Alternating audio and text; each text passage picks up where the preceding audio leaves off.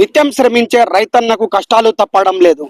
ఏ పంట ఎత్తుకున్నా దిగుబడి బ్రహ్మాండంగా వచ్చినా రేటు లేక రైతులు లబోదిబోమంటున్నారు. అన్నమయ్య జిల్లా రాయచోటి నియోజకవర్గంలో దాదాపు 6 ఎకరాల్లో రైతు అమర్నాథ్ రెడ్డి పుచ్చకాయ తోట వేశారు. కాపు ఏమో బ్రహ్మాండంగా కాసింది. గిట్టుబాటు ధర లేక రైతు ఆవేదన వ్యక్తం చేస్తున్నారు.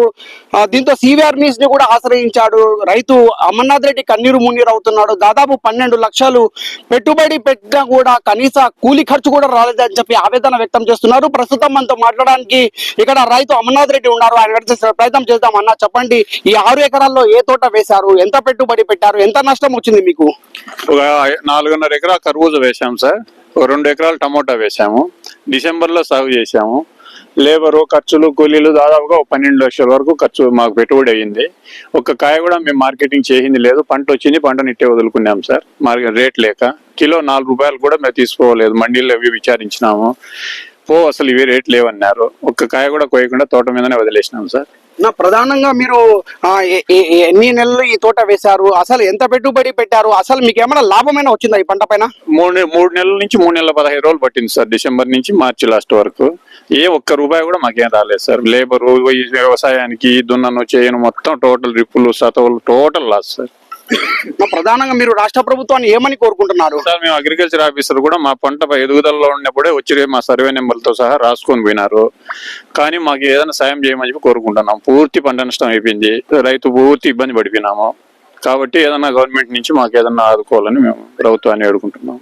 మరి కొంతమంది ఇక్కడ రైతులు ఉన్నారు, వారిని కూడా అడిగి తెలిసిన ప్రయత్నం చేద్దాం. చెప్పండి, పుచ్చకాయ తోట వేసినా కూడా దిగుబడి ఏమో బ్రహ్మాండంగా కాసింది, అసలు గిట్టుబాటు ధర లేక రైతులు లబోదిబోమంటున్నారు. దీన్ని ఎలా చూస్తున్నారు?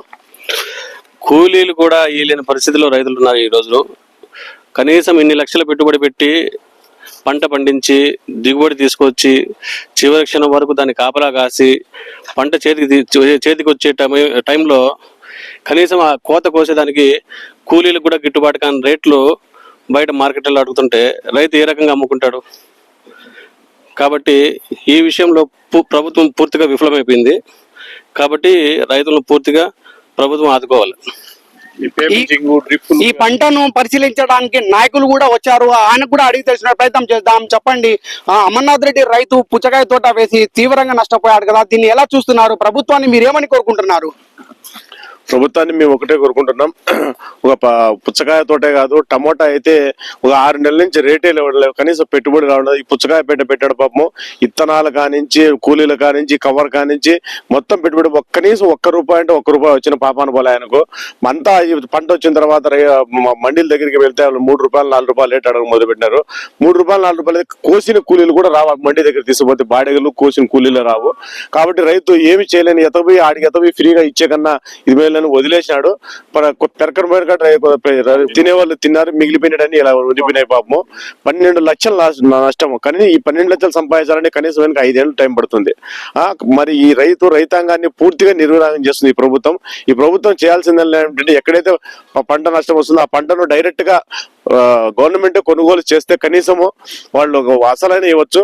కనీసం రైతుల వంక చూసే పరిస్థితి లేదు. తెలుగుదేశం ప్రభుత్వం వచ్చిన తర్వాత రాబోతు 20,000 ఇస్తామని చెప్పారు. కానీ రైతుకు పెట్టుబడి నిధి కింద 20,000 ఇచ్చిన పాపన వల్ల సంవత్సరం ఏడాది కాలం అవుతున్నది.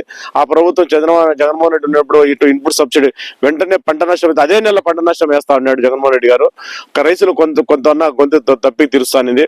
ఇప్పుడైతే చూడు 12 లక్షలు కనీసం 12 రూపాయలు కూడా డబ్బు రాలేదంటే రైతు ఏ విధంగా బతాడు? ఈ విధంగా రైతులు ఆత్మహత్యలు చేసుకుంటానేది. రైతులు ఏ విధంగా ఆదుకుంటారు? ప్రభుత్వం కూతురు ఆలోచించి పంటను డైరెక్ట్ గా రైతులే కొనాల, దళాలు కానించి లేకన్నా కొని వాళ్ళు ఏడన్నా స్టోరేజ్ చేసి వాళ్ళు రైతులకి తీసుకుని వాళ్ళు అమ్మితే పంటానికి కొంచెమన్నా దిగుబడి వస్తుంది, రైతు బాగుపడతాడు. రైతు ఉంటేనే మనం అందరం కూడా కడుపు ఇబ్బంది తిని రోడ్డు మీదకి వస్తున్నాం. రైతు పండించిన పంటే వాళ్ళకి నష్టం వచ్చినా, లాభం వచ్చినా, వాన వచ్చినా, వంగడు వచ్చినా, రాత్రిపూట ఇక్కడ రావాలి, నీళ్లు గట్టలు రావాలంటే పాములు ఉంటాయి, తేళ్లు ఉంటాయి.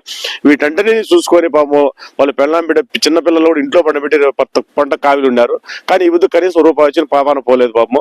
మరి ఇటువంటి రైతులు ఆత్మహత్యలు చేసుకొని ఏం చేసుకుంటారు చెప్పండి? పారిశ్రామికమే కదా మనం చేయాల్సింది.